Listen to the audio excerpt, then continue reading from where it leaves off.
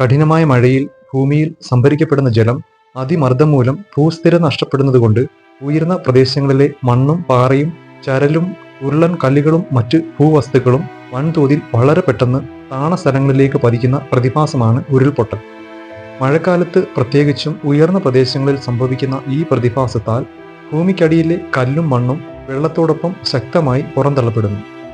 ഉരുൾപൊട്ടൽ സാധ്യത ഉള്ളപ്പോൾ കാലാവസ്ഥാ കേന്ദ്രത്തിന്റെയും ദുരന്ത നിവാരണ അതോറിറ്റിയുടെയും മുന്നറിയിപ്പുകൾ ശ്രദ്ധിക്കുകയും പാലിക്കുകയും ചെയ്യുക.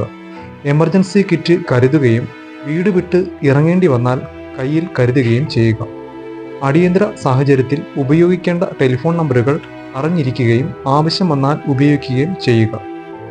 ശക്തമായ മഴയുള്ളപ്പോൾ ഉരുൾപൊട്ടൽ സാധ്യതയുള്ള സ്ഥലങ്ങളിൽ നിന്ന് മാറി താമസിക്കുക.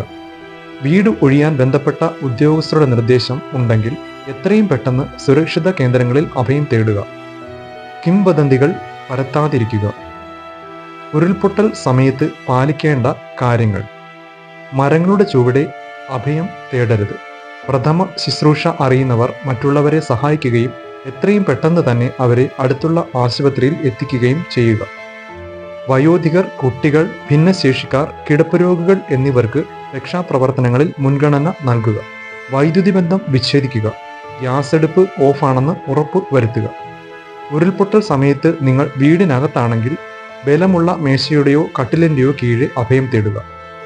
ഉരുൾപൊട്ടലിൽ പെടുകയാണെങ്കിൽ നിങ്ങളുടെ തലയിൽ പരിക്കേൽക്കാത്ത വിധം സുരക്ഷ ഉറപ്പാക്കുക. ഉരുൾപൊട്ടൽ ഉണ്ടായാൽ ശേഷം പാലിക്കേണ്ട കാര്യങ്ങൾ: ഉരുൾപൊട്ടൽ ഉണ്ടായ സ്ഥലത്തേക്ക് സന്ദർശനത്തിന് പോകാതിരിക്കുക. ഉരുൾപൊട്ടൽ പ്രദേശത്ത് നിന്ന് ചിത്രങ്ങളോ സെൽഫിയോ എടുക്കരുത്.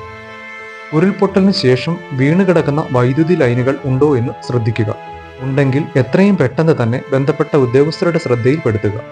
രക്ഷാപ്രവർത്തനത്തിൽ ഏർപ്പെട്ടിരിക്കുന്നവരെ തടസ്സപ്പെടുത്തരുത്. ആംബുലൻസിനും മറ്റു വാഹനങ്ങൾക്കും സുഗമമായി പോകുവാനുള്ള സാഹചര്യം ഒരുക്കുക.